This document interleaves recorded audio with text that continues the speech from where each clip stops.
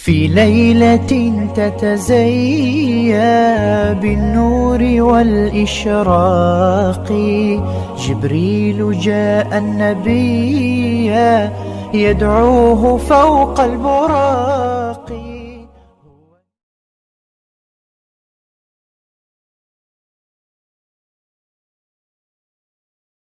Sama sekali dengan kondisi yang seperti namanya Tuhan itu sapa sing api-apian bahasanya, bukan hanya rumah. Jadi Tuhan itu api-apian sehingga Tuhan mereka itu yang dibikin sendiri, disembah-sembah sendiri, ada yang terdiri dari emas, berlian, intan dan seterusnya.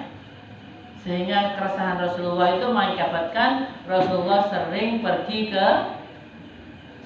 ke kemana? Ke gua. Sangune apa? Sorong kene karat. Sangune karat. Jadi kadang 3 hari tidak pulang karena saking ndek kono resai. Mencari apa? Mencari petunjuk Allah. Alhamdulillah begitu di sana selang beberapa saat, kira-kira Kanjeng Nabi sudah dimulai dari umur 37 itu sudah resah sehingga sering kemana? Ke Gua Hira, sehingga pada waktu sebelum umur 40 itu sebenarnya sudah ada isyarat-isyarat tentang Rasulullah itu akan menemukan apa yang dicari di dunia ini sebenarnya. Untuk kebenaran apa yang seharusnya saya perbuat dalam kondisi Mekah yang seperti ini. Alhamdulillah pada waktu itu umur 40 tahun, begitu waktu di Gua Hira lah, terus Rasulullah didatangi malaikat Jibril. Didatangi terus berucap apa? Malaikat Jibril, Iqra. Iqra ini cara sampean? Aku gak iso maca. Kan zaman dulu itu tulisan Arab alif ba ta lho, Nduk, sampun ada sejak dulu. Sebelum Kanjeng Nabi lahir niku sampun wonten. Padha karo ABC lho, ABC sampean kapan ABC ku enek? Ya sejak dulu ada ABC. Cuma nek kono basa Jawa yang mulai sampai nang Jawa, mulai nang Jawa dulu kan gak enek Jawa, enek donya tok. Terus akhirnya ada Jawa, omongan Jawa nih, apa rek?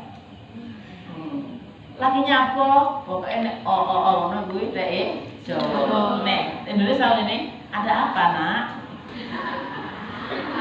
Ya, jadi kita yura iso kalau bahasa Indonesia tidak bisa.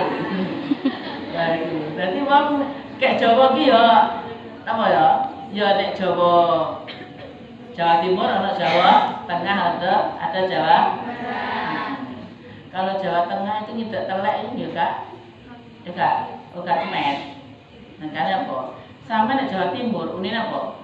Ya Allah Mbak, taline kok gawa banget nggih. Kok tuh Mbak. Jawa Timur. Tapi Jawa Tengah, Mbak taline iya nak gawi. Gawi iki gawa banget kunine gawi. Sampai yang Jawa Timur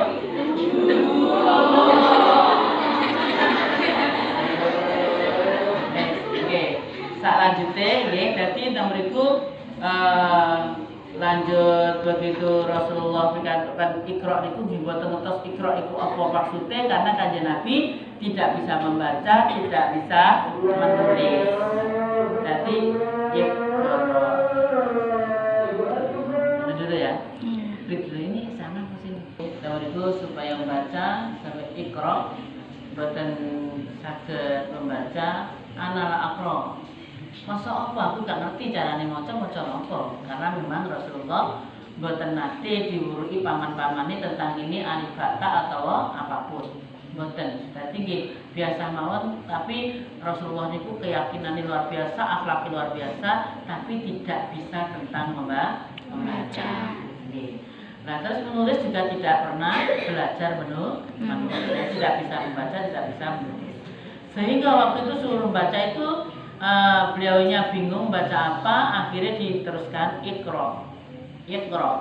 Bismi rabbikal ladzi khalaqal insana min 'alaq. Terus Iqra wa rabbukal akram alladzi 'allama bil qalam 'allamal insana ma lam ya'lam. Jadi teman-teman wow, akhirnya setelah malaikat Jibril itu pulang, Rasulullah turun dari Gua Hira itu, lari, takutnya luar biasa.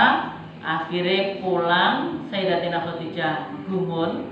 Kenapa Rasulullah kedinginan dan ketakutan sehingga begitu Rasulullah nyampe sana seperti itu, Sayyidatina Khadijah punya inisiatif untuk diberi selimut, diselimuti, terus ditanya mengapa, akhirnya cerita.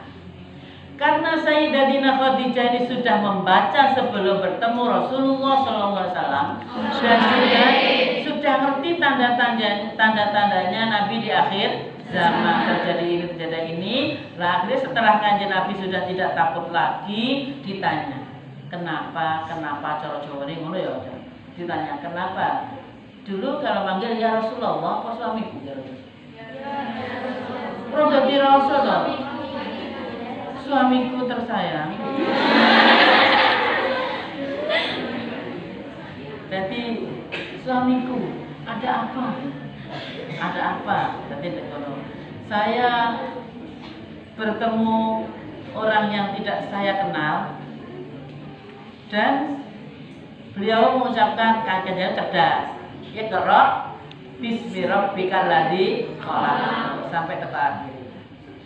Langsung pada saat itu Sayyidatina Khadijah pun ngerti bahwa itu adalah malaikat Jibril. Jadi tahu karena memang sejarahnya sudah ada. Jadi begitu luar biasanya Sayyidatina Khadijah merespon bahwa Rasulullah ini pada inilah saat-saat namanya ini wahyu yang diturunkan oleh Allah dan benar-benar beliau adalah menjadi Rasulullah Shallallahu Alaihi Wasallam. Nah, akhirnya selang beberapa saat, terus tidak hanya di Gua Hira, dan di kono kanjeng Nabi dikasih napa niku wahyu, mendapatkan wahyu kapanpun termasuk di rumah.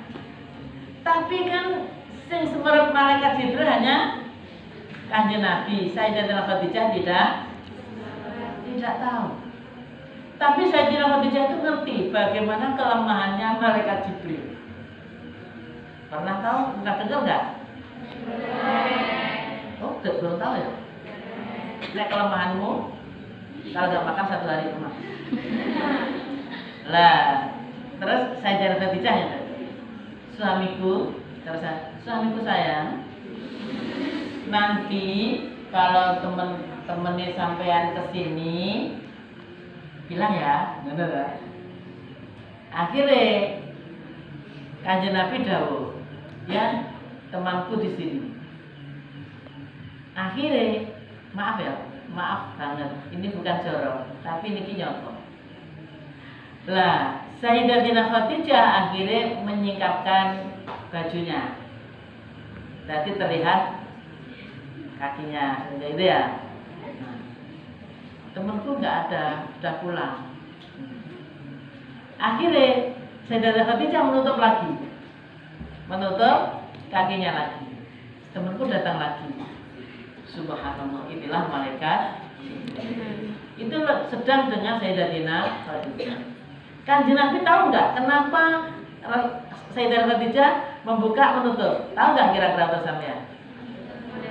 Nggak tahu. Ternyata nak Sayyidatina Khadijah ngetes Rasulullah niki temannya ada apa enggak? Karena di kitab yang dipelajari Sayyidatina Khadijah itu malaikat Jibril itu tidak pernah mau melihat aurat. Ini yang dikatakan Rasulullah ini bener apa enggak ya? Apa bener temannya malaikat Jibril atau teman yang lain? Lah Sayyidatina Khadijah kan tidak tahu bagaimana malaikat Jibril. Akhirnya begitu cara seperti itu kok hilang, begitu ditutup kok datang lagi. Tambah yakin, tambah kuat imannya bahwa benar-benar suamiku ini adalah Rasul di akhir zaman. Itu loh kehebatannya seorang perempuan Sayyidatina Khadijah. Sampai menemani itu terus terjadilah Nekono Sayyidatina Khadijah itu dikatakan Ummul Mukminin. karena saking pintar Sayyidatina Khadijah disebabkan dari senang belajar dan senang membaca, sehingga mendapatkan suami yang orang yang paling baik di dunia ini, sampai dijuluki Sayyidul Anbiya wal Mursalin. Saking bagusnya Sayyidatina Khadijah dan bagus-bagusnya emak-emak zaman sekarang, emak-emak zaman sekarang, semoga Anda termasuk juga. Jadi namanya ibu dengan anaknya sayang nggak? Sayang. Sampai di pondok ini karena sayang. Sampai nggak gelem mondok digawa mulih jenenge tidak sayang. Jadi nenek wong tua anak gak kerasan nang pondok di mulai jaluk mulai diulih nih tidak sayang.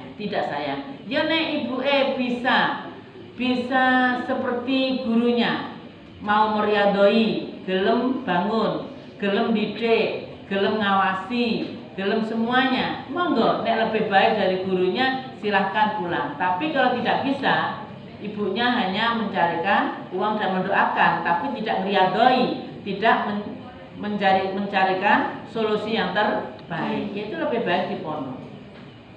Sehingga mriku wau Sayyidatina Khadijah seperti itu diikuti oleh ibu-ibu yang lain, termasuk Mbak Asma putrine Sayyidatina Abu Bakar, sampai Sayyidatina Aisyah. Terus banyak, terus Mbak Asma bin itu yang itu loh, dia pernah mateni Romawi, tentara Romawi yang hebat itu hanya dengan tongkate, sampean tongkate pramuka bisa mateni wong bun.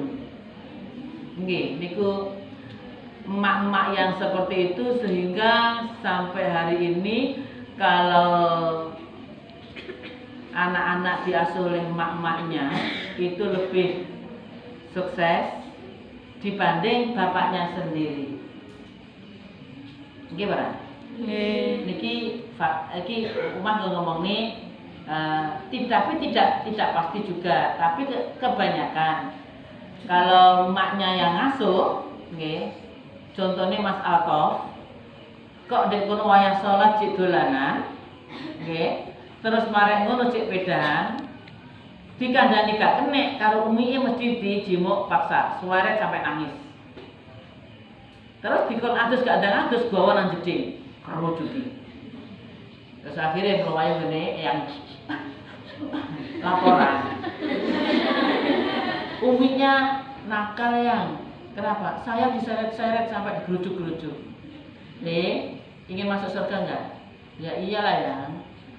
Tapi nek sampean ndak mau minta maaf ke umiknya, membuat umiknya marah, sampai tidak ada tempat untuk surga. Kenapa ya? Surga ini sampean dibawa ibumu, nek nggone umikmu, harus minta maaf, nanti akan dibuatkan surga. Mau masuk surga enggak? Iya yang udah kan, minta maaf. Niku masalah kok. Saiki nek bapake, contohnya Gus Suril, padahal Gus Suril itu bapaknya ya, dan pimpinan, ayo Om Kali Jaya, dan ini, keluar pada si beten selesai. Ya wes, bapak itu lagi ini kalau contohnya sing enten mawon, bapak ngoten, sedangkan boy sampai diseret, sampai digawa, nah jadi gerujuki sampai laporan. Nek sing golek bapak gak pernah laporan masalah itu. Sehingga Imam Syafi'i juluki Al ummu madrasatul. Ibunya itu madrasah yang pertama adalah ibunya. Makanya nih pondok iki nek ndek kono mau gak kerasan dari bapake, "Alah Bu, mesakne jimu enak Bu, darbane anakmu stres." Ngomong apa Pak sampean, Pak? Ngomong neh.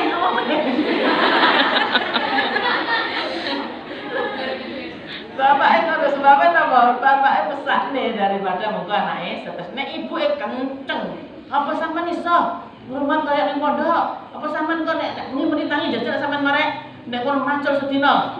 Sampai ngorok-ngorok. Anak-anakku sekalian, itulah seorang perempuan. Kan ada hari ibu, ketika mau ada madrasatul ilmu adalah ibu. Terus Adi di bawah, ibu ada surga. Saya jajah bapak-bapak kon melahirkan. Kira-kira kuat kok gak itu maksudku. Lah ya, wong wedok ndek kono mau jerih payahe luar biasa untuk supaya anaknya itu benar-benar menjadi anak yang sukses dunia akhiratnya seperti itu. Makanya anak-anak sekalian ini itulah Sayyidatina Khadijah. Sampai akhirnya Kanjeng Nabi itu hidup dengan Sayyidatina Khadijah itu aman, damai dan seterusnya. Cukup dengan satu istri sudah cukup.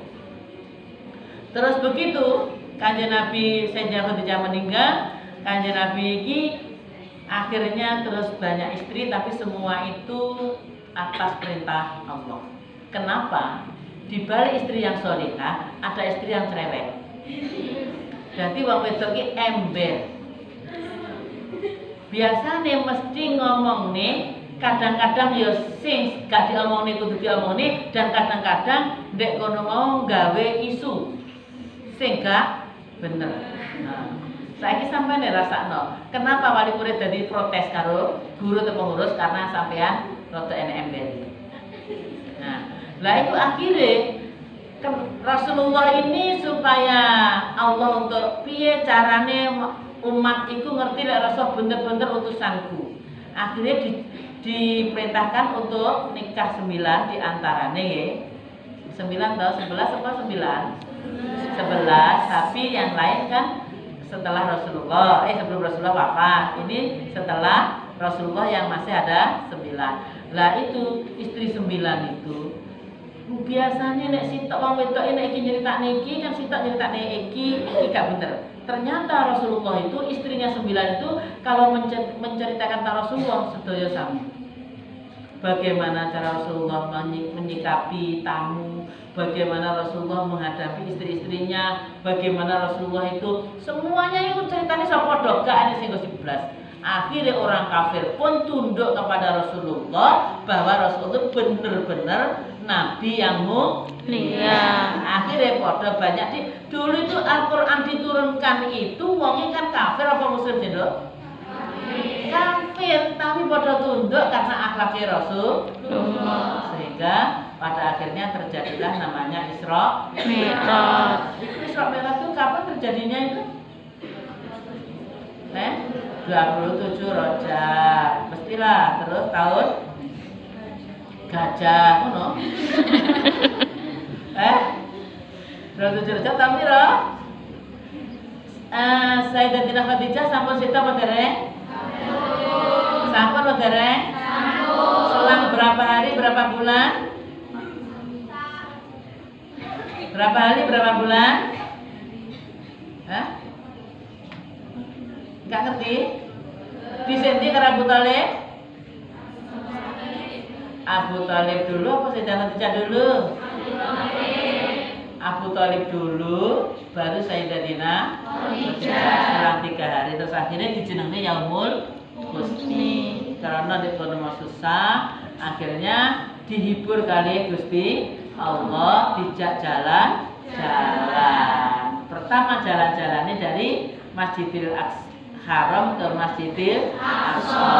Setelah itu ke Masjidil Aqsa ke Sidratul Muntaha. Akhirnya sampai terjadi Isra Mi'raj. Semua itu senang dengan Rasulullah. Di langit pertama ketemu siapa? Nabi siapa? Nabi Adam. Itu Abu bapake para Nabi. Bapakmu barang. Bapake para marung Langit kedua ketemu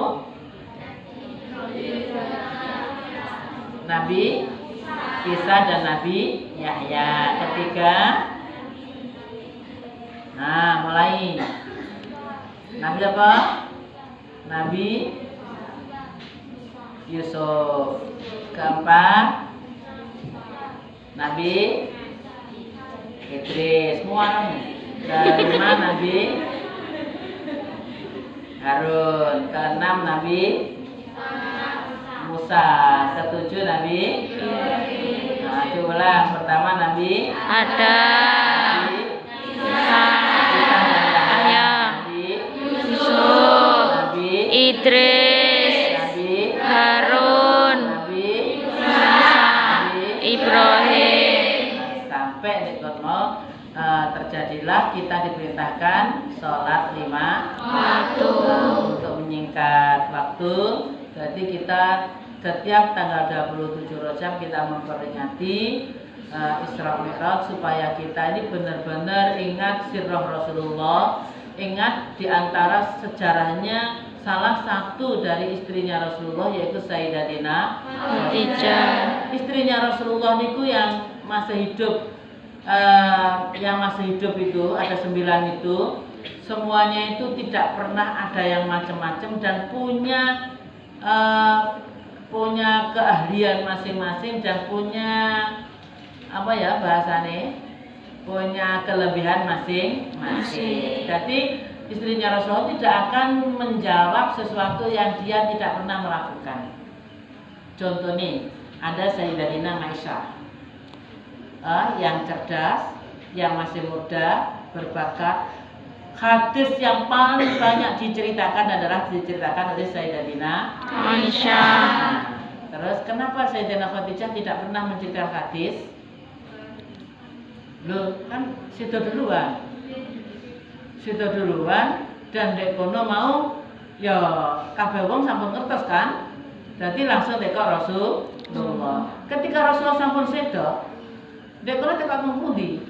Nggih tengene Sayyidatina Aisyah dan para sahabat-sahabatnya yang pernah diajar oleh Rasulullah.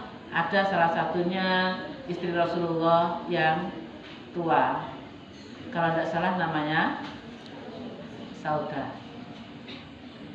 Saudah itu ditanya, ya ummul mukminin, kalau siang-siang mencium istrinya itu batal nggak sholatnya? Batal nggak posoni?